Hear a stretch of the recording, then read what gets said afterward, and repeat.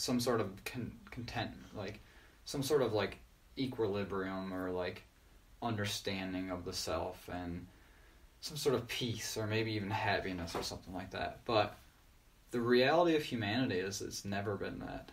Yeah. You know, we've always been in struggle. There's always been strife and suffering. Mm-hmm. And this is just a reality of what things are. But we're still here. Yeah. You know what I mean? And the minute that we try to say that we're going to completely remove that part of humanity and equal everything out, well, we see how many people start dying. Yeah. So it's like, you know, I'd be very cautious of just saying, you know, everybody gets a fucking fair shake at life. Yeah. Because you don't. It's never, ever going to happen. I know. Right? It's like, so divorced from reality. So I'd like to be able to say, well, you know, maybe we can move forward and there will be no racism or there will be no tribalism, there will be no this, no that, but it's not going to happen. So considering it's not going to happen, then, well, how do we move forward with having that understanding of that's what the human race is without everybody dying? Yeah. And capitalism was a pretty decent go at it. So far, so good. Yeah. I mean, arguably. It's ruining the environment in some ways. Right? It is. You know, that's also a brand new problem, too. Mm-hmm. And so, people, this is one thing. We need time to deal with that. We need time. And people are creative and ingenuitive enough, I think we'll figure it out, because it is the reality that we're all at stake. And people of the past. The evidence of struggle being the thing that saves us all. Yeah. Right? And I think that the humans of the past had no fucking idea that the population was going to explode into the billions. No one could have ever seen that coming. Exactly. Everyone who is alive today, who would have been alive back then, and if it happened differently, would have been doing the exact same fucking thing. Mm-hmm. And it's a brand new problem. And people forget that, like, we already solved a crazy amount of other problems before these showed their face. Yeah. And because problems in life are like the Hydra. Yeah. And, you know, like, everyone's got, for the most part, food and a house and water and medical attention. And medicine is crazy. And babies are surviving being born at a crazy rate. Women aren't dying during childbirth anymore like they were. Exactly. I mean, I'm sure it happens. In our society, women have rights and can drive and vote. So do black people and Mexicans and everyone and Asians, and it's like this is. I bet you if you went back a couple hundred years or even 100 years and tried to explain how crazy, like what the world actually is now, they'd be like, "You're all still there?" Yeah, they wouldn't believe it. Yeah, it's crazy, and everyone just walks around like it's just a given, you know. And it's hard to not see it that way when you're born into an already established civilization like this. Like you're born in late Rome, and it's been peacetime for the past couple hundred years or so. You know, it's just like it breeds a whole different kind of person. And I have a window on this, as I'm sure you do, because being born and raised in a very rural place and moving to something like a metropolitan area, the people are very different. Like, there's a whole different, like, the things that they take as one obvious. Tribe and you're in a place of infinite tribes. Yeah, exactly. Yeah. And so if you're raised in a city in the heart of the modern age, you know, your view on the world can be very skewed, I think, because you totally have no existential relationship to your tradition and your history in the real sense. Like, you know, I grew up around farmers and hunters and that real way of living, you know. It's just not, I shouldn't say real way of living, but the it's been more predominant throughout history than this. Yeah. And so I feel like my body's more attuned to it. Yeah, and of course. I didn't even understand that there was anything could be anything wrong with killing an animal. Yeah. I did not even, like, where I grew up, there was a clear distinction between being a human and the importance and value of that, and not to say we valued animals less, but it was an accepted thing to kill an animal and eat it. And nobody, well, maybe they did, but they didn't vocalize it. Yeah. This is what we do, this is how we feed ourselves. If we didn't do this, we wouldn't exist. Yeah, and as of right now, in America, I think the latest stats are like 97% of people eat meat every day. Yeah, so it's still like that. Yeah, it's just... But I mean, the first time I was introduced to the idea of like, you know, these animals have a right to live. Yeah. And, you know, they have a life and perhaps that we shouldn't kill them. And I was just like, I was like, news to me. Yeah, exactly. It's not how I was raised, and I didn't even comprehend that. Yeah, I've never ever heard that concept before. Right? So that's crazy, right? You know? Yeah. Well, it's like the idea that so it used to just be like the top of the hierarchy was the divine one. Like whoever was emperor or ruler or top dog was who we thought of as God or was as a god or something. Then the idea trickled down into like the nobles and the landowners and stuff, and those people were also shared the divine spark or something. But painstakingly throughout history, the idea trickles down to, oh wait, every man it has a divine spark, and oh wait, no, every woman, every human as well has a divine spark, and even people of other tribes and other colors and other shapes and sizes and abilities, all these people are somehow like a god or something, and important and valuable. And now the idea is breaking through down into animals, right, and all life even, and so I think that's probably a good thing. Because that means, like, say I'm a hunter in the woods and I spot and stalk an animal and kill it. You know, it's right, I think, that I have a moment of reverence for what I just did, and that I'm not some crazy hillbilly, like, getting my thrills out of murdering things. You know, it's this deep spiritual connection to my food and I should have the same reverence. I feel like maybe not the same, because it seems obvious to me that like an elk is more conscious than a broccoli, you know. But what do I know, you know? So it's like I should have maybe not even a lesser degree of respect and reverence for harvesting plant food as well, because it's life that I'm consuming to survive myself. But then it always brings me back to watching The Lion King as a kid, and Simba and Mufasa are walking through the Pride Lands, and Mufasa's just showing them around like, oh yeah, all this is gonna be yours, you know. And then I'm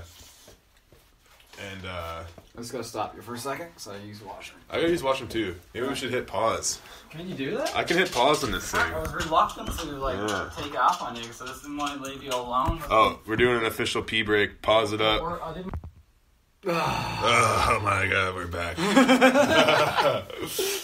I was like, admittedly, I was like trying to like pay attention to you, but I was just like, I'm actually in pain. Yeah. Well, I appreciate you sticking it out. Yeah. Next time we'll bring the phone into the bathroom. Exactly. We should do that. Just two of us taking a piss. Yeah. Like, this is a bathroom in podcast. The same bowl. Yeah. Yeah. So you were just about to talk about Pearson. Yeah. It was interesting because I was just thinking about like, you know, some of your podcasts, like they vary in length, but it seems to be between like 2 and 3 hours. Roughly, yeah. Yeah, would you say? Yeah. I just remember like Peterson was watching one of his lectures interview with him something the other night, and he was just saying like he only has the capacity in a day to have about 3 hours of writing, like actual good writing. Yeah, before it starts being shit. Before you start just like, you're just like really just trying to dig up something. You're just really going on what you already know. Right? Yeah. And another thing that I was kind of thinking about upstairs was his whole biblical series. I'm only like about halfway through, but holy fuck, man.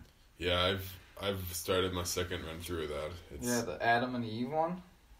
Yeah, like I'm sure I'll come back to that unless I get to a place in my life where I'm just like, fuck Jordan Peterson, man. Man, I'm at the point where I'm seriously, because all the great thinkers I've taken to so far, I go through this phase where it's like, oh my god, there's so much of this, it's so sick. Yeah, and then eventually it's like goes on and on and on. And okay, I can like accurately repeat and summarize and see things from that point of view, you know?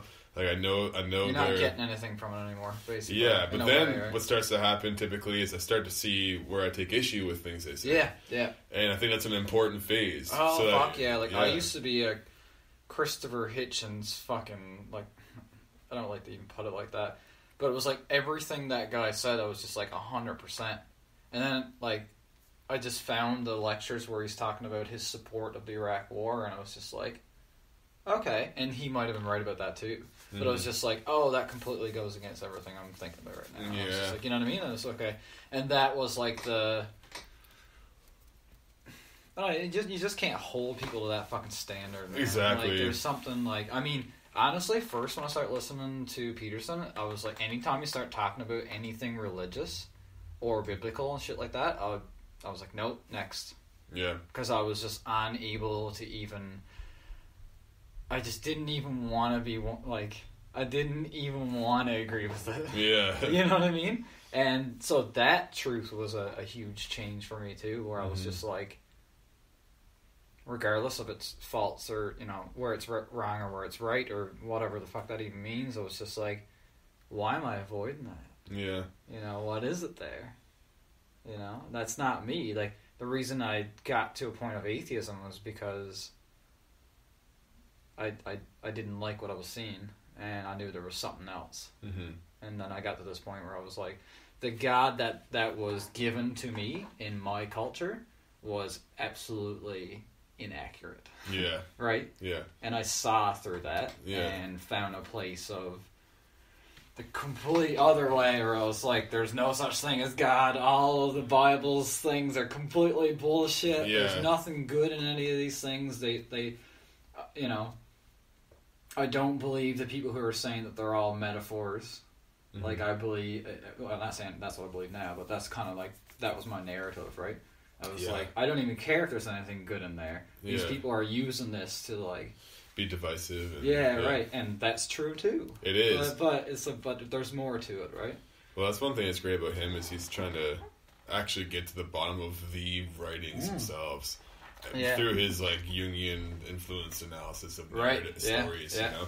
Which is... And I'm more of a fan of Carl Jung than Jordan Peterson, by the way. Yeah. Right? Well, so, I think not that I'm more he of a fan, would agree with that. Yeah, exactly, right?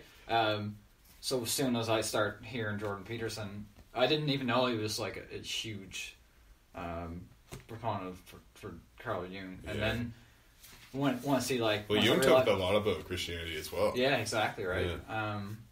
I used to be more in line with like Nietzsche. I love Nietzsche's critique too. Yeah.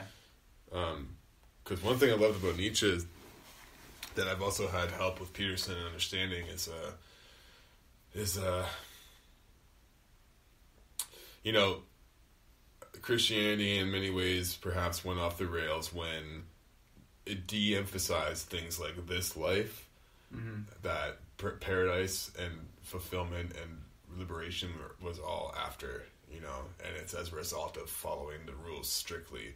Right. But not even that much. It's like the idea of living as an imitation of Christ's example got de-emphasized as well. Mm-hmm. I mean, I think Robin was telling me parts of the Catholic Church you could just sin and then pay the church and you were free of the sin. Right. And like literally, and then there's also the whole like, you know, say 12 Hail Marys or whatever the hell. Yeah. You know, there's just responsibility being taken off of the individual to act properly, and instead thinking that, oh, Christ already redeemed all of us with his sacrifice. It already is taken care of. So we don't have to do anything anymore. Yeah. And that's not the way, well, Nietzsche would say that wasn't what it's supposed to be. Yeah. You know, the whole idea of being that Christ represented the archetypal good man, and we all have to live up to that. Right, yeah. You know, exactly, instead of just taking it all as historical, you know. Yeah, well, this is what Jesus did. Yeah. And he actually did it for, you know, for our sins. Yeah. And, you know, because of this process now, then all we have to do is just pick up this book and, you know, ask for forgiveness to this thing, like this thing that we think is in existence, without actually like following, not really following, but without actually doing it, without actually living the life of trying to be that person who is in existence even though there's great sins.